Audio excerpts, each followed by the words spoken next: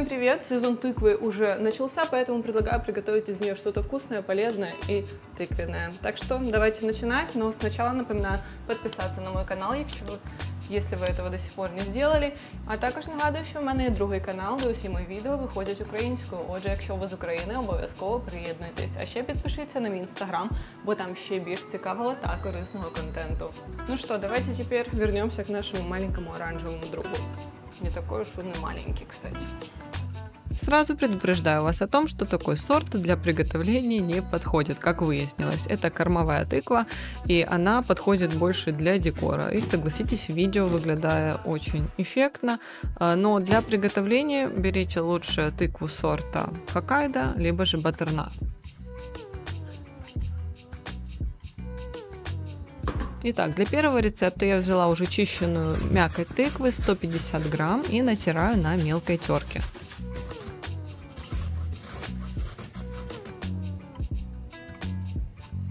Прикладываю в миску побольше и теперь добавляю сюда сначала одно яйцо, разные ароматные специи, у меня это корица и мускатный орех, пол чайной ложки разрыхлителя, ванильный экстракт и добавим сюда 2 столовые ложки муки, у меня цельнозерновая из твердых сортов пшеницы.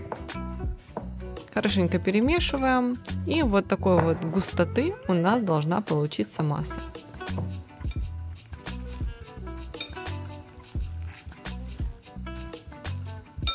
Теперь из нее готовим обычные оладьи. На самом деле этот рецепт я придумала еще летом, когда готовила оладьи из кабачка точно таким же способом, и подумала о том, что будет прикольно попробовать сделать то же самое, только из тыквы. И меня этот рецепт не разочаровал, получилось очень ароматно, очень вкусно. Так как мы добавляем специи, вафли очень пряные, они отлично сочетаются с чем-нибудь сладким, я добавляю йогурт, орешки, поливаю сверху медом, и просто идеальный осенний завтрак готов. Такого количества вполне хватает на одну порцию. Это вполне полезный вариант осеннего завтрака. В общем, мне он очень нравится. Хотя я знаю, что можно сочетать такие оладьи с сыром, с грибами, с разными овощами. В общем, можно поэкспериментировать на этот счет. Кстати, некоторые из этих рецептов будут включены в мою новую программу питания осеннюю. И у нее еще нет названия, я еще работаю над ней. Но если вы не пробовали прошлогоднюю, оставляю для вас ссылочку в описании под этим видео. А если вы хотите узнать первыми о выпуске новой программы, подписывайтесь на мой инстаграм, чтобы не пропустить эту новость. Для следующего рецепта я взяла тыкву сорта баттернат, так как ее удобнее нарезать на кружочки. Далее мне понадобится сыр бри. Не знаю, кто придумал хранить его в такой банке, потому что я еле его достала оттуда. Ну, в общем, теперь наконец-то его можно будет нарезать на маленькие кусочки.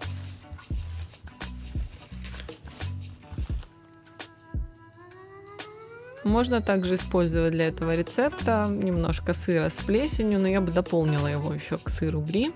Но я об этом уже придумала, конечно, во время монтажа видео, а не во время съемок. Но если вы попробуете, думаю, вас не разочарует результат.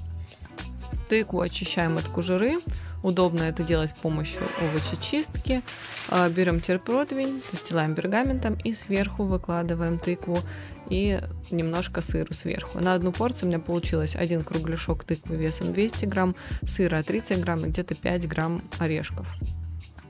Орехи можно взять любые на ваш вкус.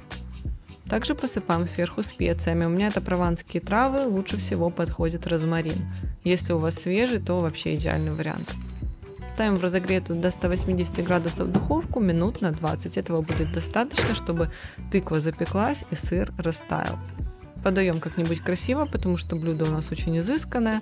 Поливаем медом и можно наконец-то наслаждаться его вкусом, конечно, пока еще теплое.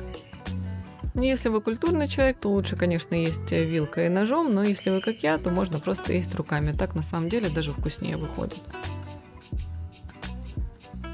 Но мы идем дальше, и сейчас я покажу вам очень простой способ, как приготовить тыквенное пюре, потому что его очень часто можно встретить в списке ингредиентов разных тыквенных блюд, и я сейчас покажу, как это можно легко сделать, потому что то пюре, которое обычно продается в магазине, на мой взгляд, недостаточно вкусное, как правило, оно вообще практически тыквенного вкуса не имеет. Я сейчас имею в виду то тыквенное пюре, которое можно найти как детское питание, как на мой взгляд, оно просто никакое.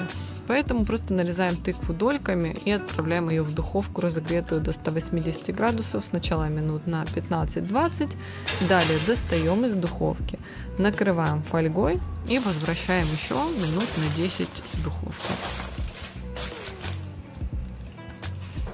Потом тыква слегка остынет, и можно легко снять с нее шкурку, она буквально сама слазит.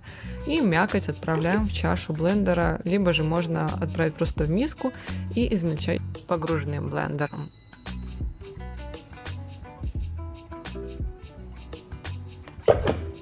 Главное сделать так, чтобы теперь пюре у нас было однородным, без комочков. Оно получается вот такое густое и лучше всего подходит для приготовления разнообразных блюд, как десертов, так и гарниров, соусов и так далее.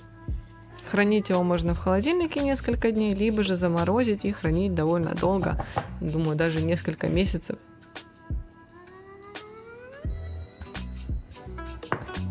Ну а теперь, конечно же, давайте что-то приготовим с этим пюре.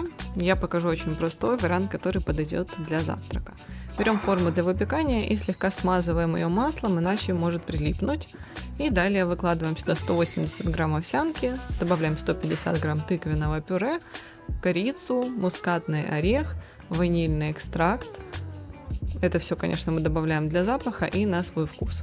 В качестве подсластителя добавляю 2 столовые ложки меда и 300 мл молока. У меня миндальное молоко. Ну а теперь аккуратненько это все перемешиваем. Также я добавляю 1 столовую ложку измельченных семян льна. Я заранее их измельчила в блендере. Делаем это для того, чтобы они у нас нормально усвоились, потому что в целом виде семена льна организмом не усваиваются должным образом, поэтому если вы хотите в свое блюдо, либо же просто в свой рацион включить больше клетчатки, измельчайте семена льна. Также вместе с ними я добавила 1 чайную ложку разрыхлителя. Берем 50 граммов орешков и мелко их нарезаем. Высыпаем орешки сверху, но можно, конечно же, и перемешать. Блюдо уже очень красиво выглядит, но, конечно же, нужно его запечь. Делаем это в течение 20-30 минут при температуре 180 градусов, после чего нарезаем на порционные кусочки. Если не хотите утром тратить много времени, можно приготовить его с вечера и просто разогреть с утра. Отлично сочетается вместе с йогуртом, медом, разными ягодами. В общем, это очень вкусный, питательный вариант осеннего завтрака. Пахнет очень вкусно, как видите, даже Бруно пришел попросить кусочек.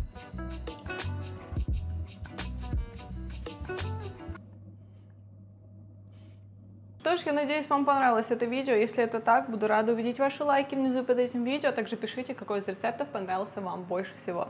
Подписывайтесь на мой канал, если до сих пор еще этого не сделали. И нажимайте на колокольчик, чтобы не пропустить выпуск новых видео. С вами была Оля. Пока-пока.